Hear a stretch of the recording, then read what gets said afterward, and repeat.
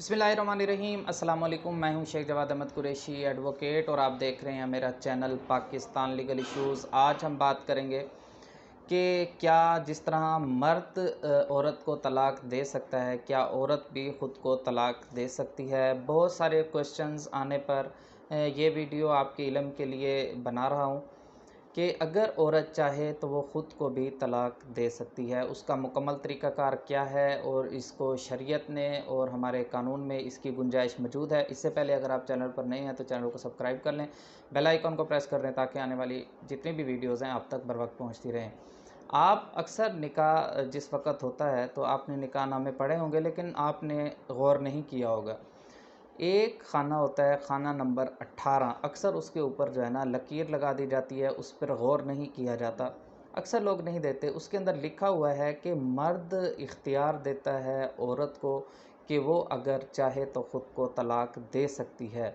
अब वो वजूहात क्या हैं, वो किस बिना पर जो है ना वो ख़ुद को तलाक दे सकती है कि अगर निकाहनामे में लिख दिया जाता है अगर मर्द औरत के साथ मारपीट करेगा, ठीक है, दूसरी शादी करेगा या उसको कोई ज़हनी अज़ियत देगा या कोई भी कंडीशंस जो उसके ऊपर लिख दी जाएँ, तो उसके बाद शौहर को इख्तियार है कि वो दे देता है औरत को कि वो ख़ुद को तलाक दे सकती है।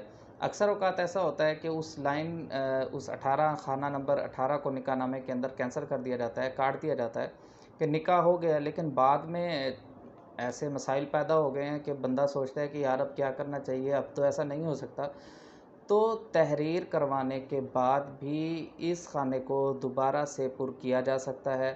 मर्द इख्तियार दे सकता है औरत को कि वो ख़ुद को तलाक दे सकती है। ये शरीयत के तौर पर भी इसका कोई गुनाह नहीं है, मौजूद है और कानून भी इसकी इजाज़त देता है। इसको तलाक़ तग़वीज़ का नाम दिया गया है। इसको तलाक़ तग़वीज़ कहते हैं कि औरत ख़ुद को तलाक देकर अपने शौहर से जो है ना अलहदगी इख्तियार कर लेती है। तो ये थी छोटी सी वीडियो। उम्मीद करता हूँ कि आपको आपके सवाल का जवाब मिल गया होगा। चैनल को ज़रूर सब्सक्राइब कीजिएगा। मिलते हैं एक और अपडेट के साथ, एक और अच्छी सी वीडियो के साथ। महफूज़ रहें, सेफ़ रहें, अपना बहुत सा ख्याल रखें। अल्लाह हाफ़िज़। पाकिस्तान ज़िंदाबाद।